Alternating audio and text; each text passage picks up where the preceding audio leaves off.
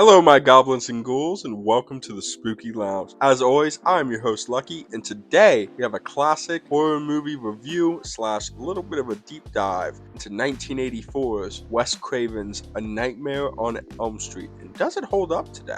Now, before we get started, if you guys like horror content or love horror content just like this, click that bell to be notified anytime we post spooky or sinister content. Like the video, share the video, and as always, subscribe, and let's get into it. So, Wes Craven's A Nightmare on Elm Street, 1984, starring Robert Englund, Heather Langenkamp, and Johnny Depp. Let's start off with Freddy Krueger himself. Absolutely a fascinating performance by the legendary Robert Englund, especially in the original. As some of the movies got deeper and deeper into the bag of tricks, Freddy Krueger became a little bit campy and started doing some off-the-wall things, but A Nightmare on Elm Street really portrays him as a sinister being with terrible intentions. And in this film, we follow a group of Midwestern teenagers as they come face to face in their dream world with Freddy Krueger. And as they're kind of exploring this phenomenon, we see that there are some things that the group of kids' parents aren't necessarily telling them. And will they be able to figure out this secret nature of who Freddy Krueger is and what the real intentions are of this monstrosity before it's too late? Or will they perish? And we largely follow Nancy, Heather Langenkamp's character, and her boyfriend Glenn, who is played by Johnny Depp. And man, I gotta say, A Nightmare on Elm Street, the original 1984 version, does a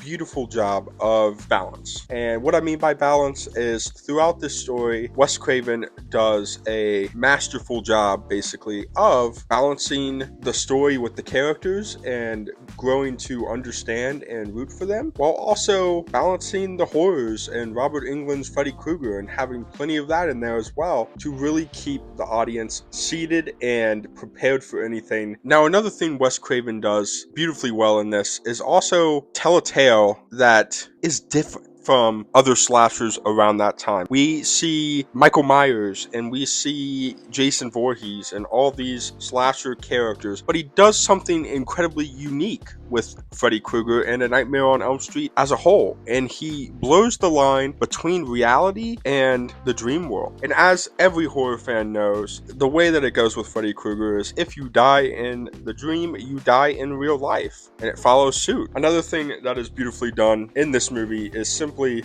the tone and the lighting. The tone and the lighting of this film is absolutely phenomenal. When we are in the dream realm, there's lots of red, there's lots of darkness, and just the vibe of this movie is so Halloween and it's so spooky that it feels like we are in there. Even to this day in 2025, it feels like we hopped into a time machine and went back to the 80s with these characters. The aesthetic of this movie is so pleasing to the eyes. That's all in thanks to Wes Craven's vision. Robert Englund as Freddy Krueger had to turn in the most solid of performances for A Nightmare on Elm Street to work. It's a brand new character. This is a slasher villain who is introduced, and there's a lot of abstract ideas such as the dream realm and killing these people within the dream world. So Robert Englund had to bring his absolute very best, and he did. We had multiple iconic scenes throughout A Nightmare on Elm Street 1984, including the glove and the knife hand coming out of the bathtub, along with the blood geyser. He absolutely steals every single scene he's in. And finally, the last thing I want to touch on when it comes to A Nightmare on Elm Street 1984 is how well it resonated with the younger audience during that time. You see, the group of teenagers, they are isolated, especially in this film. It's an isolating feeling watching our main characters be taken away from the adult world. And they feel super misunderstood in this film in the sense of they're not being told everything. It perfectly describes what a lot of teenagers feel like. The adults in their lives sometimes do not tell them everything or don't share the information that directly impacts them. So, to cap everything off, A Nightmare on Elm Street, I have to give this a 5 out of 5 knives. It's a classic. It's 1984. It feels like a time machine every time I watch that film. And I want to hear from you guys. What was your favorite part of A Nightmare on Elm Street? What was your favorite scene? What did you think of the movie overall? Were you around when the original Nightmare on Elm Street came out? As always, remember to de-stress, progress, and give your mind a rest. And I will see you at the lounge in the next one.